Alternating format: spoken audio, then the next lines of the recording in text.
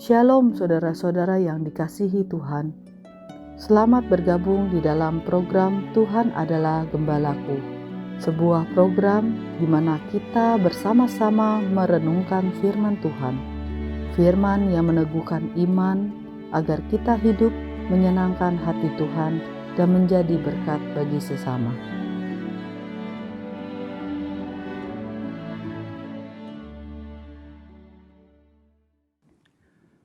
Shalom saudara-saudara yang dikasihi oleh Tuhan.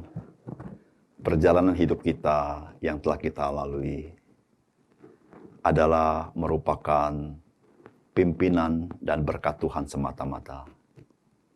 Ketika kita hidup berjalan bersama Tuhan setiap hari, ketika kita menengok ke belakang, sebetulnya kehidupan kita yang kita lalui adalah karya Tuhan yang ajaib. Disitulah saudara-saudara, menjadi orang yang mencintai Tuhan adalah orang yang sangat diberkati dalam hidup ini. Salam jumpa dalam program Tuhan adalah Gembalaku. Kita harus menginsyafi bahwa kita hidup tidak di dalam ruang hampa. Namun kita hidup ini sebetulnya ada banyak kait-mengait, baik dengan orang lain, dengan benda, dan dengan hal yang lain. Khususnya saudara-saudara, hidup kita hari ini sangat erat kaitannya dengan kehidupan kita yang telah kita lalui. Hidup yang telah kita lalui itu memberikan pengaruh kepada kehidupan hari ini. Sehingga seringkali ada orang-orang bertanya-tanya, kenapa hidup saya seperti dalam lingkaran setan? Tidak bisa keluar dari segala kesulitan ini. Kemungkinan ada kaitannya dengan apa yang kita lakukan di masa yang lalu. Karena itu akan berlanjut dan mengikat kita. Saudara, inilah yang akan kita renungkan dari firman Tuhan Matius pasal 14. Ayat 1-12. Pada masa itu sampailah berita-berita tentang Yesus kepada Herodes, raja wilayah. Lalu ia berkata kepada pegawai-pegawainya, inilah Yohanes Pembaptis. Ia sudah bangkit dari antara orang mati, dan itulah sebabnya kuasa-kuasa itu bekerja di dalamnya. Sebab memang Herodes telah menyuruh menangkap Yohanes, membelenggunya dan memenjarakannya, berhubung dengan peristiwa Herodias, istri Filipus, saudaranya. Karena Yohanes pernah menegurnya, katanya, tidak halal engkau mengambil Herodias. Herodes ingin membunuhnya, tetapi ia takut akan orang banyak yang memandang Yohanes sebagai nabi. Tetapi pada hari ulang tahun Herodes, menarilah anak perempuan Herodias di tengah-tengah mereka dan menyukakan hati Herodes. Sehingga Herodes bersumpah akan memberikan kepadanya apa saja yang dimintanya.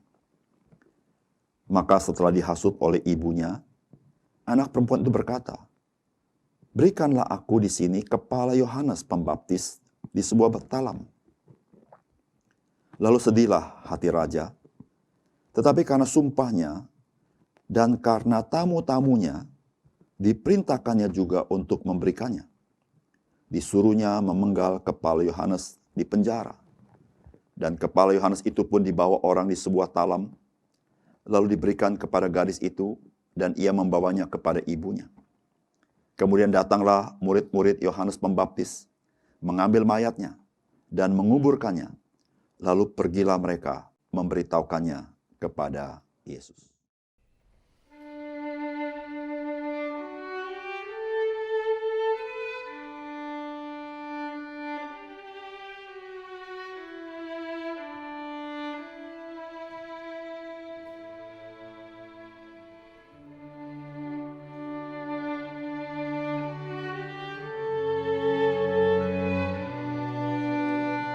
Saudara-saudara yang dikasihi oleh Tuhan, Herodes adalah seorang yang sangat berkuasa di wilayah yang dipercayakan kepada dia oleh pemerintahan Romawi.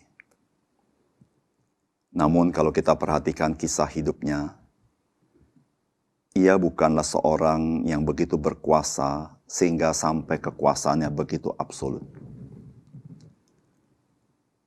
Ternyata dia juga merasa kesulitan dengan ikatan-ikatan yang ada, membuat dia sangat sulit mengambil keputusan.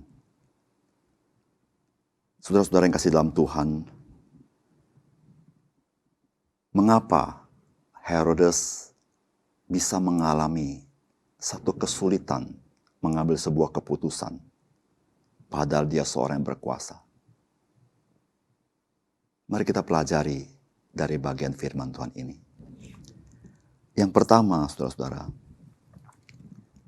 firman Tuhan hari ini mengingatkan kita bahwa dosa akan menuai dosa. Herodes sangat benci dengan Yohanes Pembaptis. Namun pada saat yang sama, Herodes juga mengagumi, bahkan senang mendengar khotbah Yohanes Pembaptis. Ia benci kepada Yohanes Pembaptis karena Yohanes Pembaptis menegur dia terkait dengan istri Filipus yang dia rebut, yang bernama Herodias. Oleh karena itu, saudara-saudara, Herodes menangkap Yohanes Pembaptis karena kekesalannya kepada Yohanes Pembaptis. Herodes berpikir perbuatan yang jahat daripada dia hanya sampai di situ. Tetapi ternyata, saudara-saudara, tanpa dia tahu, dalam situasi dia berulang tahun, dia begitu senang, maka dia melihat putrinya menari. Karena dia begitu suka, maka dia berikan janji kepada putrinya. Apapun yang dia minta akan diberikan. Ternyata, saudara-saudara, permintaan putrinya adalah permintaan Herodias untuk membunuh Yohanes Pembaptis. Saudara-saudara, seorang Herodes yang berkuasa menjadi seorang yang tidak punya kekuasaan untuk memutuskan sesuai dengan apa yang dia mau. Dan dia berbuat dosa yang kedua dengan menyuruh orang membunuh Yohanes Pembaptis. Saudara yang kasih dalam Tuhan, ada kalanya kita berpikir, bukankah kalau saya berbuat dosa yang kecil, kan tidak mengapa? Bukankah kalau saya berbuat dosa yang sifatnya iseng-iseng, bukankah tidak mengapa? Bukankah jika saya berbohong yang tidak penting, bukankah tidak mengapa? Saudara jangan lupa, apa yang kita buat di dalam dosa, dia tidak merupakan dosa yang tunggal, tetapi dia akan berbuah dosa kembali. Dan dosa itu yang akan menjerat kita, membelenggu kita, sehingga kita kita harus terus berbuat dosa. Sampai dosa itu merusak tatanan hidup kita, bahkan menghancurkan kehidupan kita. Jangan anggap remeh dosa sekecil apapun untuk engkau perbuat ataupun engkau tanam dalam hatimu. Karena dia akan melahirkan perbuatan dosa yang lain. Yang kedua, saudara-saudara. Saudara, apa yang kita bisa pelajari dari peristiwa Herodes ini? Saudara, kita harus ingat, menjaga muka tanpa menjaga hati akan membawa kita kepada perbuatan yang buruk, yang tidak terpuji, bahkan perbuatan yang berbahaya. Apa yang terjadi dengan Herodes? Saudara, dalam ulang tahun yang sangat meriah, begitu banyak orang yang datang menyaksikan kemewahan, kemegahan ulang tahun seorang berkuasa. Lalu tanpa sadar dia berjanji sesuatu kepada anaknya, apapun yang diminta dikasih. Tapi permintaannya permintaan yang sungguh mengerikan. yaitu membunuh Yohanes Pembaptis. Pada titik yang seperti ini, Herodes mengabulkan permintaan putrinya. Karena Herodes menjaga mukanya di hadapan seluruh yang hadir, sehingga seluruh yang hadir merasa Herodes adalah seorang yang memegang janji. Namun saudara-saudara, Herodes tidak menjaga hatinya. Dia tidak takut untuk berbuat dosa. Dia membiarkan dirinya ditenggelamkan untuk berbuat dosa. Menjaga muka tanpa menjaga hati dapat membuat kita terjerat di dalam dosa. Dapat membuat kita melakukan perkara-perkara tidak terpuji. Bahkan kita dapat terjerat untuk berbuat jahat kepada orang lain. Hanya karena demi menjaga muka, demi menjaga gengsi, tapi kita tidak menjaga hati nurani kita di hadapan Tuhan. Saudara, mari kita menjaga hati kita lebih daripada menjaga muka kita, supaya kita tidak jatuh dan rusak dalam hidup kita. Bahkan dosa itu membinasakan kita. Yang ketiga, saudara-saudara. Saudara, mari kita hidup berhati-hati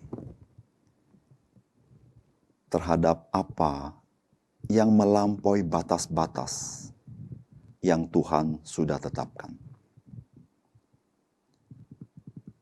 Sebuah janji seharusnya ditepati.